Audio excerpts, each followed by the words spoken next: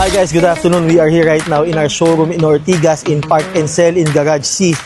So, papakita ko sa inyo yung bago nating kuwang unit na 2019. Actually, it's a December 2019 Subaru XV ISI Sight.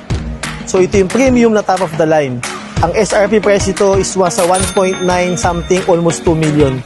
So, ito siya.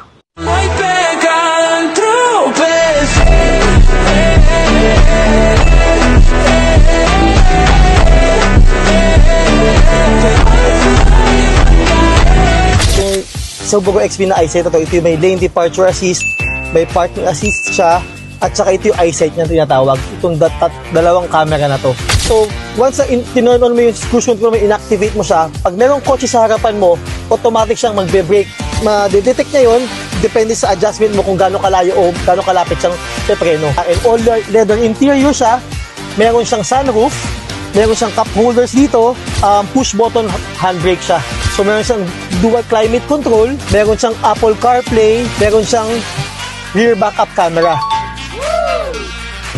So makikita nyo sa steering wheel niya, all original pa yung steering wheel niya. So, dito sa Hayay Auto Trading, sabi ko nga sa inyo, hindi ka bibili ng sakit ng ulo kundi peace of mind.